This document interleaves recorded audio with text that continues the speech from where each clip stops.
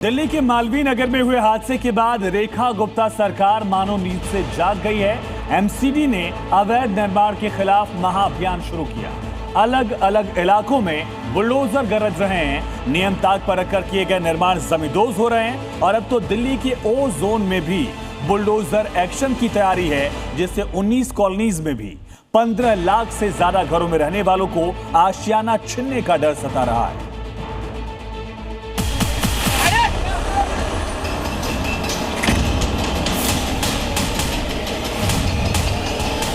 जितनी भी ऐसी अनऑथराइज्ड बिल्डिंग है उन सब के खिलाफ कार्रवाई होगी।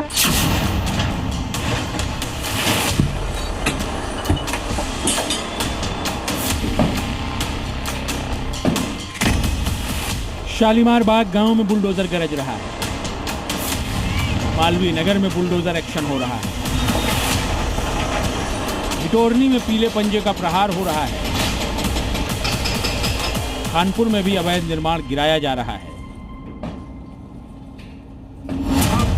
दिल्ली में अवैध निर्माण और अतिक्रमण के खिलाफ महाअभियान चल रहा है। मालवीय नगर अग्निकांड और सैदुला जाब बिल्डिंग हादसे के बाद एमसीडी फुल एक्शन मोड में है। एमसीडी दिल्ली के अलग अलग इलाकों में अवैध निर्माण के खिलाफ बुलडोजर अभियान चला रही है। ये तस्वीरें इसकी गवाही दे रही हैं। मुख्यमंत्री रेखा गुप्ता के निर्देश पर अलग अलग सरकारी एजेंसियां जीरो टॉलरेंस नीति के तहत काम कर रही हैं।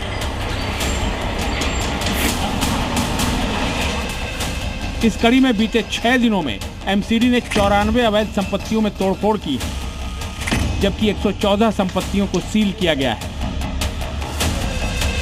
एमसीडी ने 84 संपत्तियों को कारण बताओ नोटिस जारी किया है, जबकि 33 अवैध निर्माण को गिराने के आदेश दिए गए। ताजा एक्शन खानपुर और सैनिक फॉर्म इलाके में हो रहा है। मालवीय नगर हादसे के बाद दिल्ली सरकार और दिल्ली नगर निगम की जो टीमें हैं वो एक्शन में नजर आ रही हैं। अधिकारियों को निर्देश दिए गए हैं, दिल्ली में जो अवैध बिल्डिंग है या फिर जो फायर सेफ्टी नियमों को पूरा नहीं कर रही है उनके खिलाफ एक्शन हो। इस वक्त हम खानपुर में मौजूद हैं और जो दिल्ली नगर निगम की जो टीम है वो यहाँ पर एक बिल्डिंग को जो है वो तोड़ा जा रहा है। दरअसल क्योंकि इस बिल्डिंग में पूरी जो दरार है वो आ गई है और ऐसे में ये बिल्डिंग जो है वो खतरनाक हो सकती है। मुख्यमंत्री रेखा गुप्ता ने कहा है कि यह अभियान सिर्फ अवैध निर्माण हटाने तक सीमित नहीं है, बल्कि दिल्ली में सुरक्षित और व्यवस्थित विकास सुनिश्चित करने की दिशा में एक महत्वपूर्ण कदम है। सब जगह कार्रवाई चल रही है। किसी भी जो कल्प्रिट है या इस प्रकार के काम है उनको जो है छोड़ा नहीं जाएगा। और केवल इतना मैं आपके माध्यम से कहना चाहता हूँ कि स्वतः ही लोग आगे आके इस प्रकार के कार्यों को बंद करें जहाँ पे जान माल की हानि होने की आशंका। दिल्ली हाईकोर्ट के कड़े रुख के बाद दिल्ली विकास प्राधिकरण और प्रशासन ने यमुना नदी के डूब क्षेत्र यानी ओ जोन में भी बुलडोजर एक्शन की तैयारी कर ली। इस जोन में मजनू का टीला, वजीराबाद, जगतपुर, मदनपुर खादर और मोनेस्ट्री मार्केट जैसे इलाके आते हैं। इन इलाकों में किसी भी तरह का निर्माण, कॉलोनियां बसाना या रिहायशी गतिविधियां पूरी तरह से गैर कानूनी हैं।